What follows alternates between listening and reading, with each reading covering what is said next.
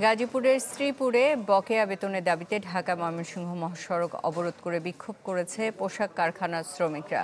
দুপুরে জৈনা বাজার এলাকার ঘটনা এটি। পুলিশ জানায়, বকেয়া বেতনের দাবিতে মহাসড়কে অবস্থান নেন এ ইয়ার্ন মিলস লিমিটেডের শ্রমিকরা। এই সময় ঢাকা ময়মনসিংহ মহাসড়কে বন্ধ হয়ে যায় যান চলাচল। পরে তাদের ছত্রভঙ্গ করতে টিয়ার গ্যাস ছোড়ে পুলিশ। শ্রমিকদের দাবি, সেপ্টেম্বর মাসের বেতন দেওয়ার কথা ছিল 10 অক্টোবর, পরে পরিবর্তন করে 23 অক্টোবর করলেও বেতন না দিতে গড়িমসি শুরু করে।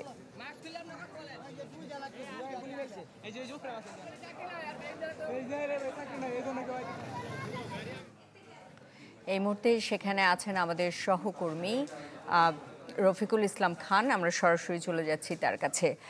রফিক, যতটুকু জানতে পেরেছি যে অবরোধ উঠে গেছে, যান চলাচল কি শুরু হয়েছে, আর সবশেষ পরিস্থিতি জানাবেন।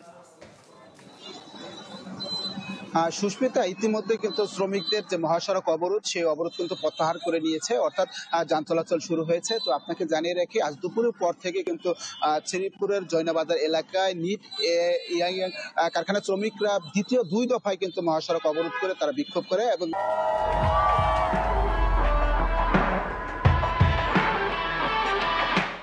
এই বিক্ষোভ করার কারণে ঢাকা ময়মনসিংহ মহাসড়কে এক পর্যায়ে কিন্তু একবারে স্থবির হয়ে পড়ে এবং যান চলাচল একেবারে বন্ধ হয়ে যায়। ফলে দুপাশে কিন্তু দীর্ঘ যানজটের সৃষ্টি হয়। মহাসড়ক কিন্তু যাত্রীদের চরম ভোগান্তিতে পড়তে হয়। তো পুলিশ যেটি বলছে, শ্রমিকরা সড়ক অবরোধ করার পর তাদেরকে প্রথমে বুঝিয়ে চেষ্টা করা হয়েছে।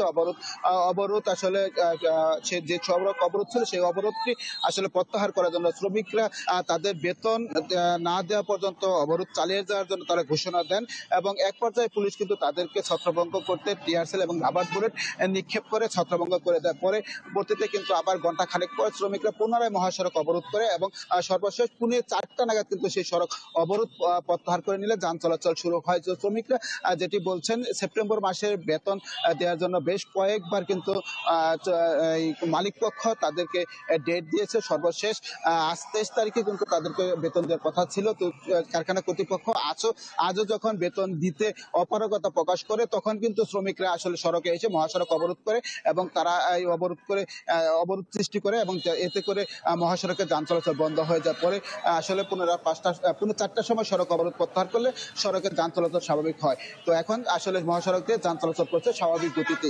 এই ছিল সর্বশেষ। আপনাকে ধন্যবাদ।